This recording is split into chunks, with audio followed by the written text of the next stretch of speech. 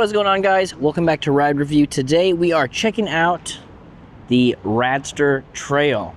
Now, we recently reviewed the Radster Road, which I mistakenly called the Radster City for the, I've been calling it that for a year. So, yeah, Radster Trail, that is the name, and we can confirm that by looking down here.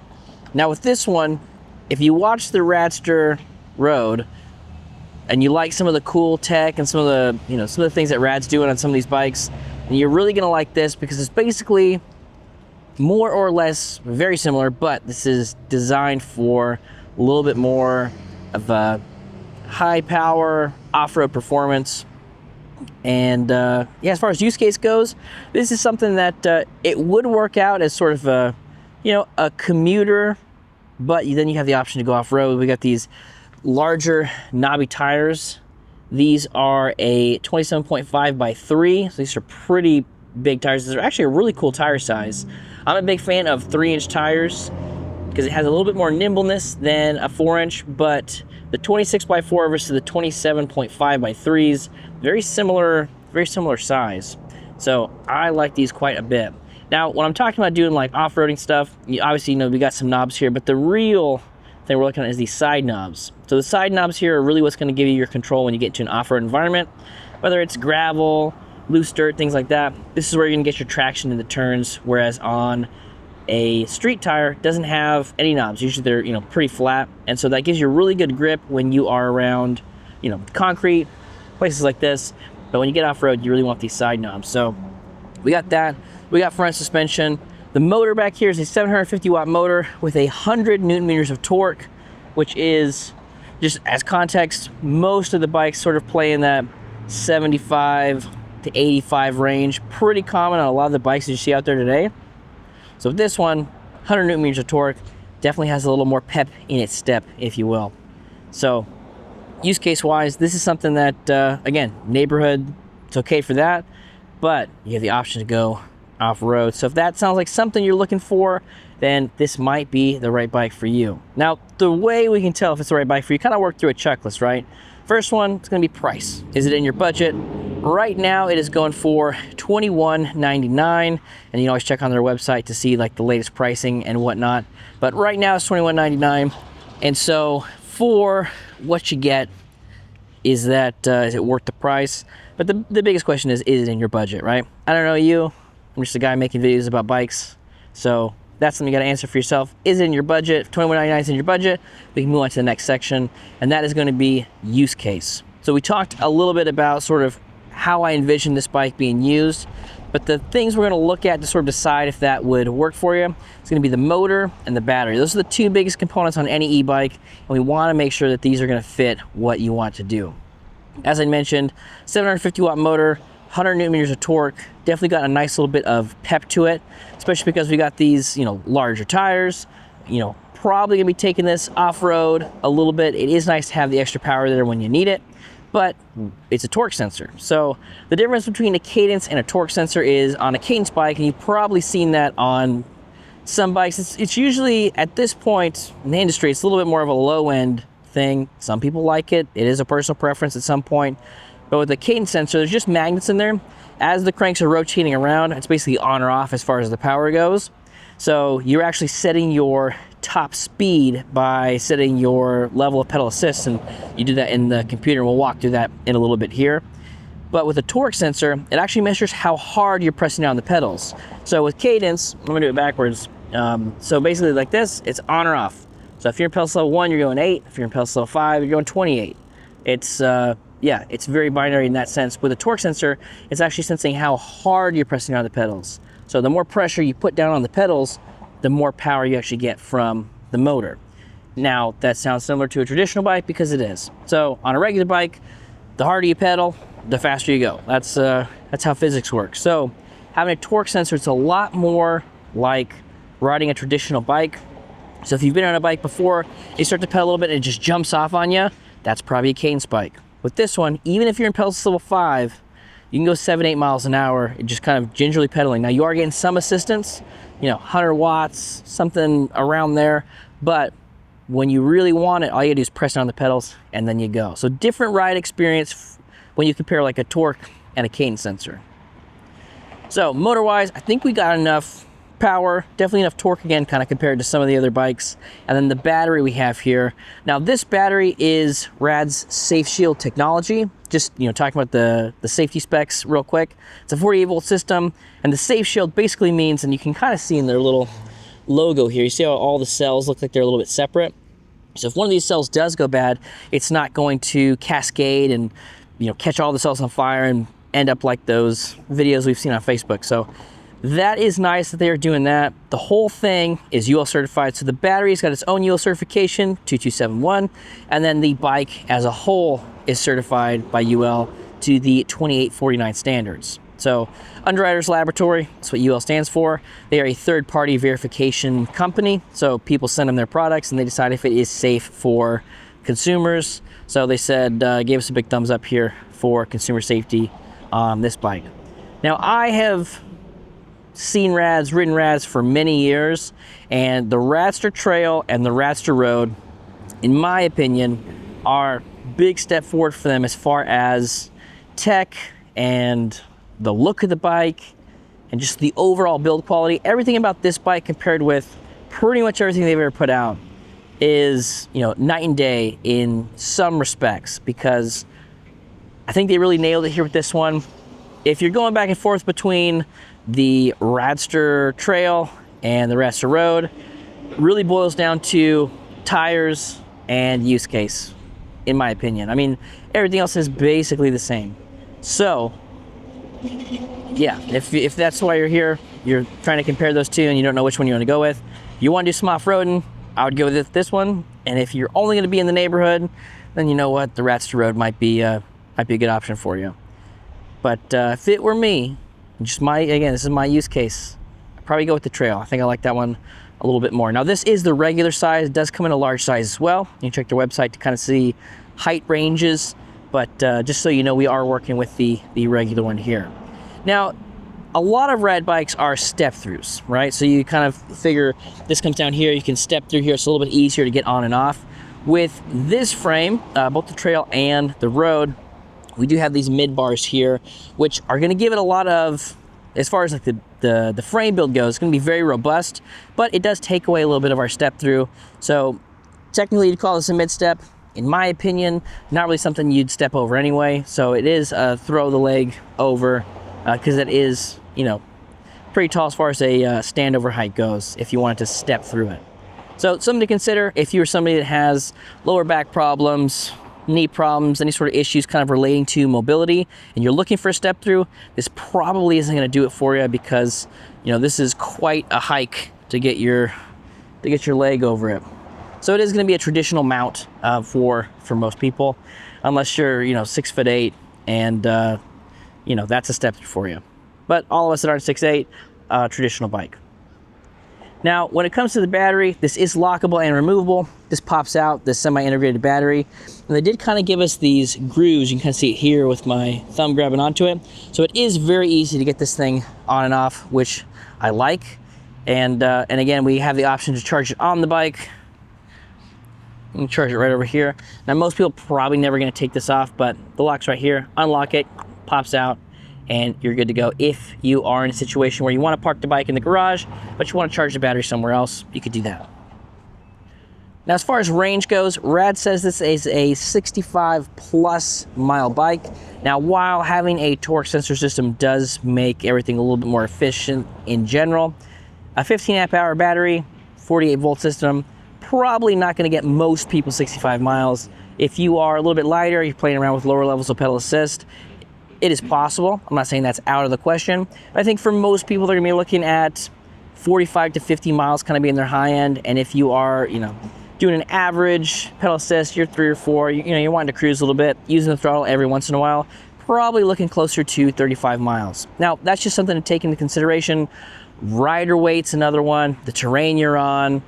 There are some factors, you know, the right PSI in your tires. So there's several factors that will, you know, tend to affect the range. So if you're somebody that's like gets this bike, you're like, oh, I'm going 65 miles on it for sure, and you know, you're 220, 230, somewhere in that vein, then you're probably not getting that, right? Especially if you want to play with the throttle a little bit, and let's be honest, you want to play with this throttle because throttles are a lot of fun. So you just have to have a realistic expectation of what your range would be based on where you're riding and who you are, as a person. So that's my PSA for range. But like I said, Rad does claim it is 65 miles, but again, it's a 48 volt, 15 amp hour battery.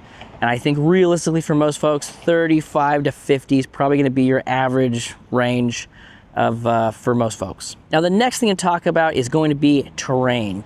We kind of talked about it a little bit because it is kind of built into the use case. It's the Radster Trail, so it should be on trails. We have a few things here. The first one, and we already talked about them, so we'll keep it brief. We got these 27.5 by 3 inch tires. We got the side tread here, which is going to give us our grip when we go into off-road environments. We've got our suspension here. Not a whole lot of movement. This is not a downhill mountain bike fork or anything like that, but it is going to give us, a very comfortable ride, especially because we've got more air volume here in the tires. So those are things to consider. Handlebars wise, we've got, well, first off, we got locking grips on here. So big thumbs up for me as far as that goes. A little bit of a mini BMX bar mixed with mountain bike cruiser handlebar thing here, which I like. I'm a big fan of BMX bars, so you got a little bit of the aesthetics in there, but I think this probably handles a little bit more like a traditional mountain bike, or kind of a cruiser riser type handlebar.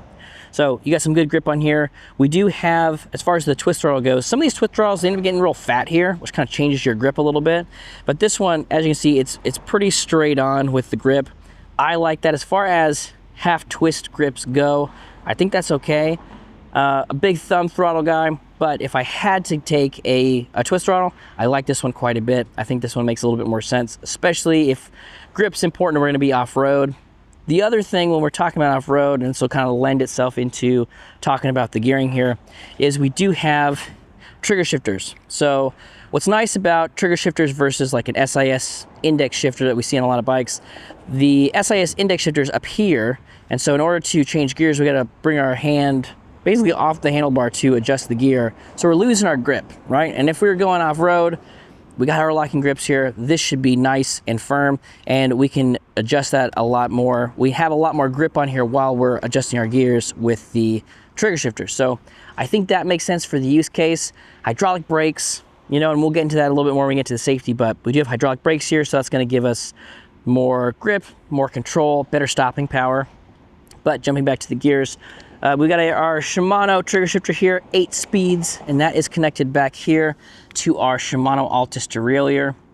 Now, we do have a larger chainring up front. So a lot of really a lot of e-bikes, this is just a general term or general statement, is they have smaller front chain rings, and that kind of messes up our gearing for higher speeds. But because this one is capable of going 28 miles per hour, we do have that larger 52 or 50 tooth chain ring up front. They do make a 52. There's some bikes like I'm a Bigster's got a 52 tooth chain, and there's a couple other ones that have larger chains up front, but 50 is pretty nice. And the other thing that kind of ties us into being more of an off-road bike is we have some pretty robust fenders. I mean, these are full metal, good coverage. They've got these rubber plastic end pieces here, kind of flares out, and then we've got one up front. And honestly, they're probably some of the cooler looking, more robust feeling fenders. And I remember when I was putting it together, I pulled the front fender out, because that's something you have to install if you get this directly from Rad. And I was like, this is probably the nicest fender I've put on a bike. So very small detail, but the fenders are pretty phenomenal. Like them quite a bit. Good aesthetic on the bike, in my opinion. And yeah, I'm not like a fender freak or anything, but when I pulled this out, I was like, this is a nice fender. So kudos for the nice fender here. But going back to the use case thing, it is going to protect from mud and dirt and water and places you're gonna take this bike. Whereas on a traditional bike, something that's a little bit more for the streets, fenders maybe matter a little bit less, but we've got nice wide coverage here, and I think they do a really good job. So it's the small details, right? And we're kind of getting into those as far as the use case goes.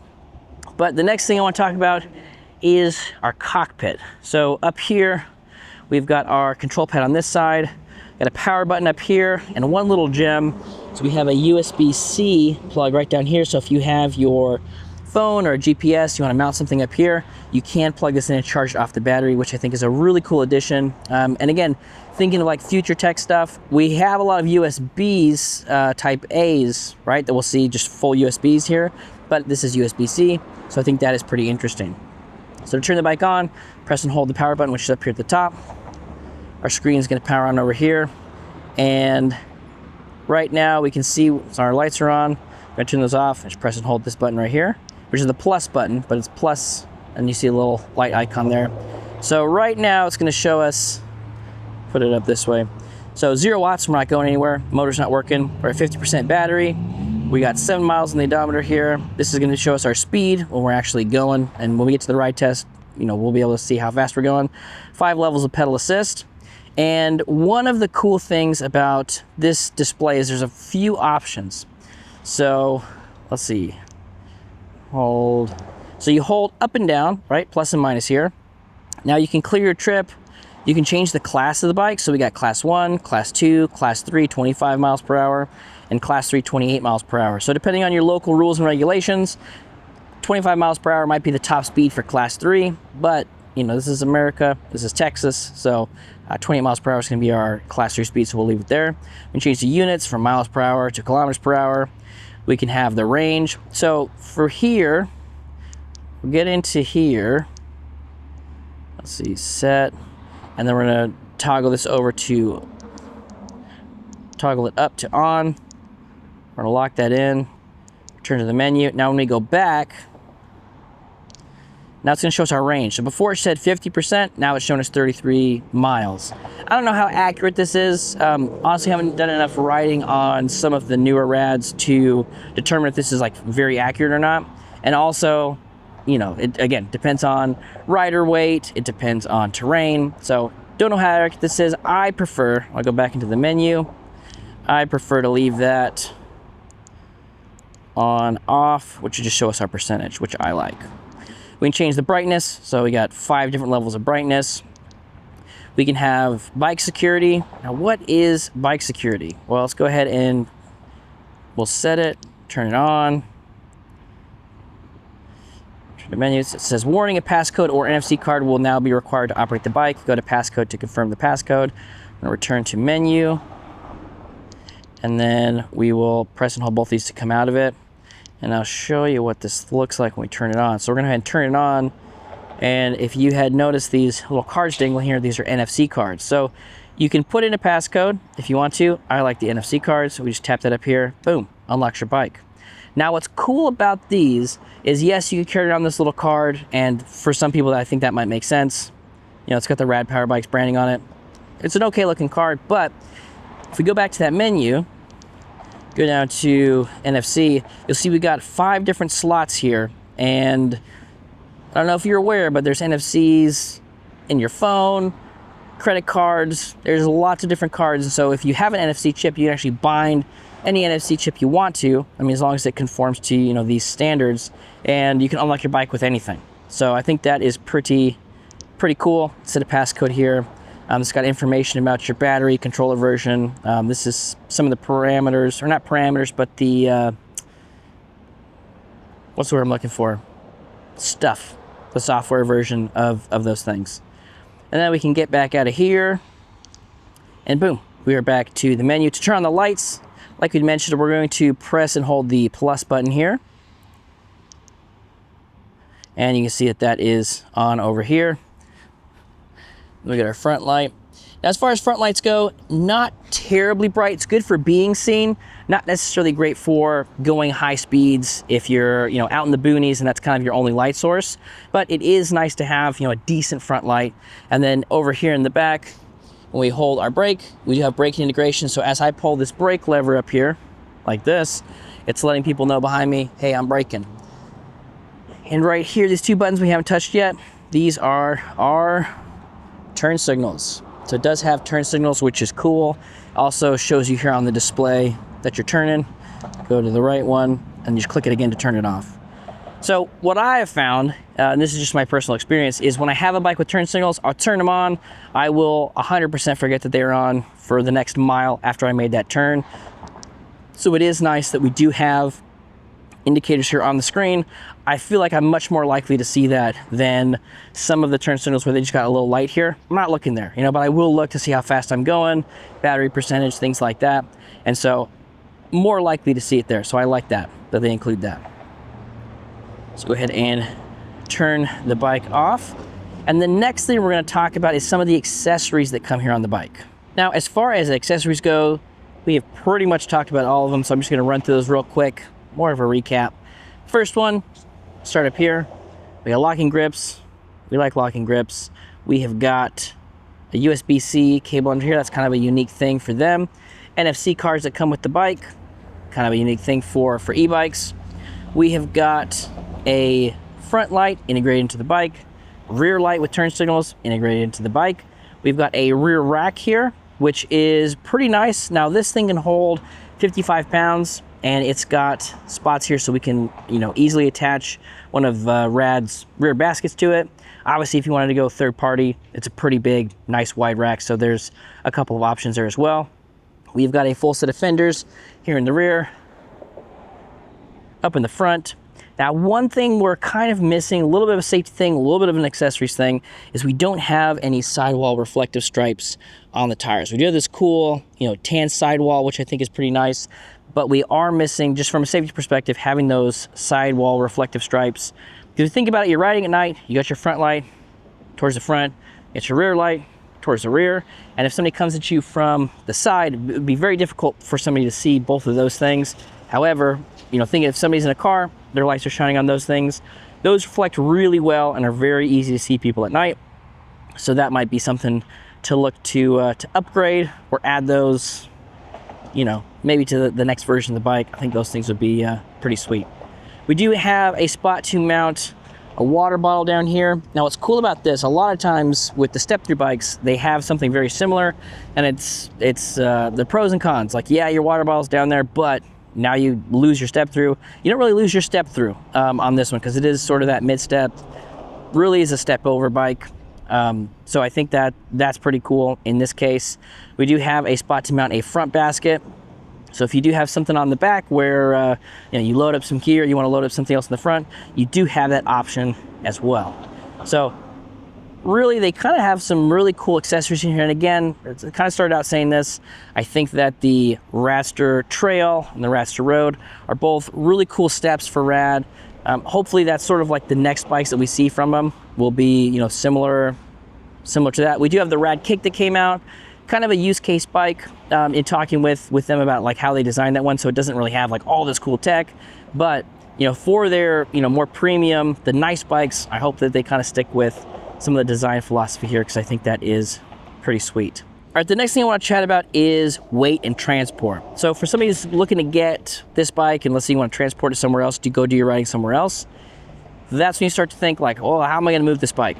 Well, this one, so it's 78 pounds, right? Which is for an e-bike, you know, pretty standard, pretty on par for what you get. It is, you know, it's a pretty big bike. Now, I don't know if it's those 27.5 by 3 tires to kind of bring the whole thing up, but it does look like a big bike. It's not a small bike. It looks robust, well built. So 78 pounds, I think that makes sense to me. But when it gets to 78 pounds, now we're talking about like, this isn't going to work on your regular bike rack, right? And you know, unless your regular bike rack is rated for 80 plus pounds, there are e-bike rated bike racks that, you know, they'll be anywhere from like 80 to 100 pounds. Something like this, I would feel a little bit more comfortable kind of going the 100 pounds route. But you know, you can probably find something that's rated for 80. That will probably be just fine on there. Lengthwise, should fit on a standard size bike rack. You know, if you got like the trays, so that would be an option. Otherwise, you know, you're really looking to put this in the back of a truck, maybe slide it into the RV, but it's not something that's gonna, again, fit on a regular bike rack. Not gonna fit in a car. Probably wouldn't fit in a small SUV. Medium-sized SUV, you're probably talking taking off the front tire, which is a through axle, so that does make it a little bit easier, but that would be what you have to do in order to transport it if you didn't go the bike rack route. So bike rack, back of the truck, those are kind of your options there as far as that goes. Now, the final piece that we'll talk about before we get to the ride test is going to be, you know, how do you get one? After sales, warranty, all that sort of stuff. So for Rad Power Bikes, you got a couple options as far as getting them. You can order them straight from radpowerbikes.com. The con to that is you do have to assemble it yourself. And if there's anything you need to do, like adjust the brakes or just the derailleur, and you don't know how to do that, then you got to take your bike into a bike shop and kind of have them do that. So pricing on that, could vary depending on, where you're at. But if you get it from a local dealer, like these guys, Power and E-Bikes in Houston, Texas, then the bike will be fully assembled. They already have a safety check on it, and you are ready to roll right out the gate. So those are sort of like the pros and cons. Rad Power Bikes does have a pretty expansive dealer network, so there should be quite a few options for you in order to pick these up from a local dealer if that's the route you want to go. And again, if you don't live next to those guys, you can always order it straight from their website. Warranty-wise, they do a pretty good job about taking care of their customers. Here at Power and E-Bikes, we do have full service. So we're repairing all sorts of bikes we carry, bikes we don't, e-scooters, e-skateboards, Barbie cars, all sorts of strange stuff that's electric that nobody else will work on. And so for Rad Power Bikes, we've done some warranty work on especially like the older models. People are just kind of coming up with they're coming up to that point where they need to start replacing things and getting their bikes back in working order. And for us, just from a dealer's perspective, they've done a good job about taking care of their customers, and they're pretty easy to work with through the back end. So not really one of those companies I worry about not being able to get parts for. Some of those fly-by-night companies that just pop up with the bike, they market the heck out of it, and then they peace out, and then you can't get parts for it. Rad's nothing like that. They got a couple different warehouses. They've got the parts for the most part. And again, that's just, from my experience working with them, the 10, 12, 15 times that we've done some repair work and some warranty stuff, they've been pretty good about getting us parts. So in my opinion, they're doing a pretty good job about keeping the customer happy and, keeping the dealers happy so they can keep selling their stuff and keep working on their stuff. So I've seen them being around for quite a while. They were the biggest for a long time. Think Electric is technically bigger depending on what metrics we're using, but they are definitely here to stay. Now, they're cool.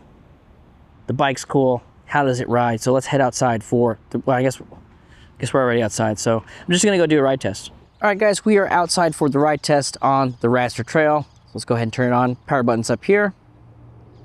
Turn this bad boy on, and let's go. Oh wait, we turn on the NFC card. Boom, now we're in.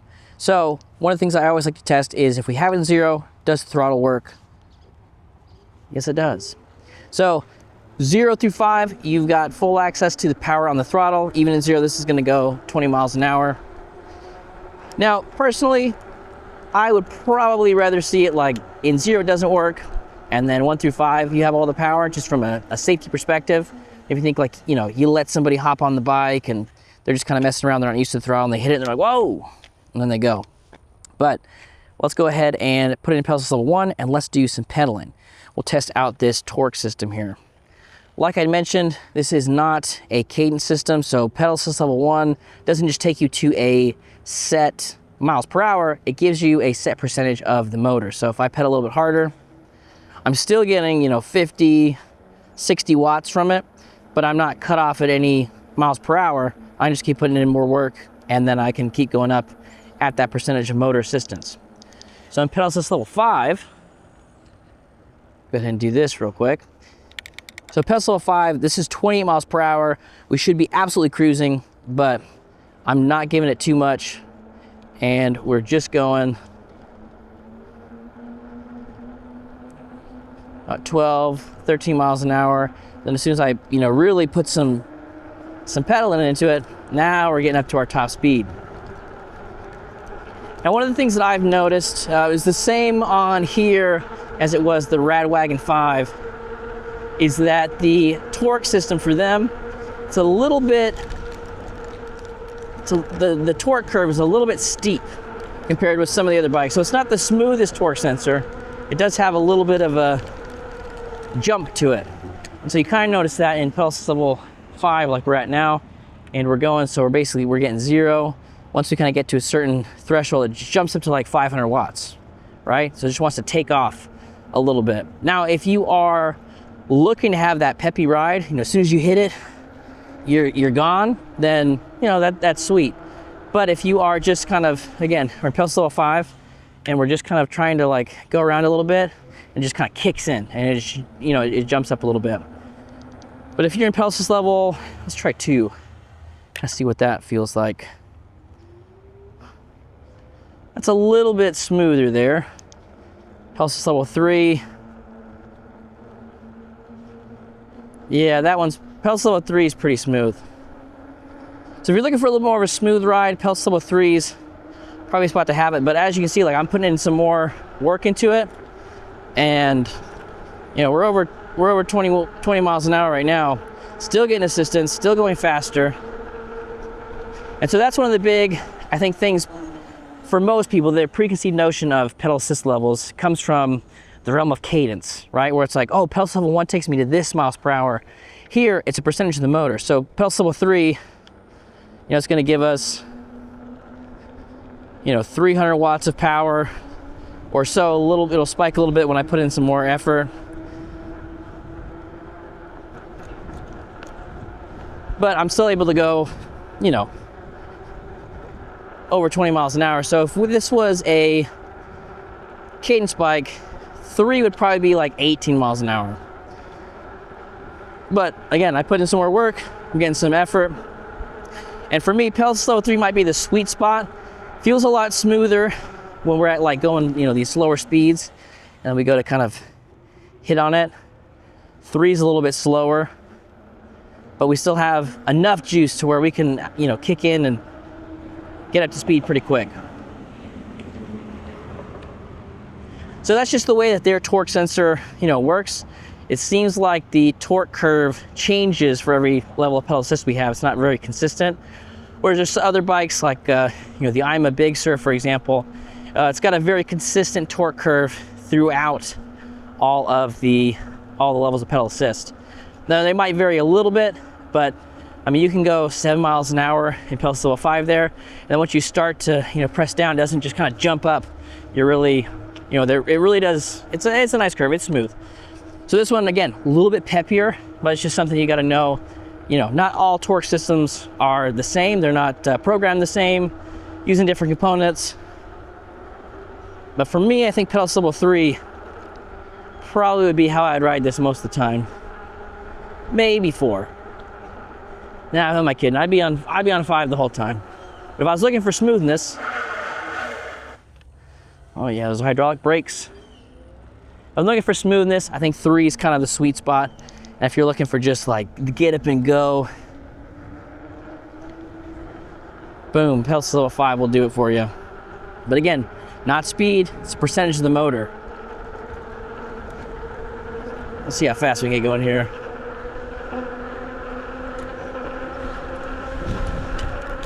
Going straight into the wind.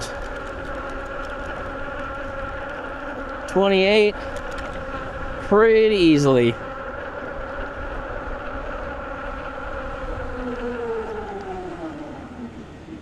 Nice easy controlled stop here.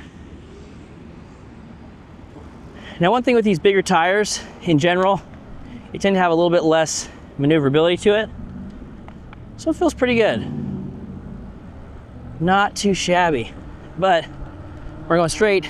It is very stable. So I'm gonna put it in pedal assist level 3, and we're gonna do the no hand test.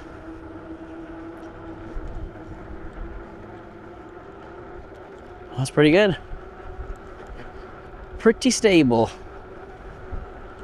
20 miles per hour, torque sensor. Now, if we were in 5, and whenever I would go to like actually put in some work, it might be a little too jumpy to do this, but yeah, that feels nice and stable. But again, we got that off-road ready tire. Yeah, that is pretty pleasant riding experience. Now, as far as like the fit goes, it's not an adjustable stem, and because this is so small right here, there's not a lot of canting we can do. I mean, a little bit.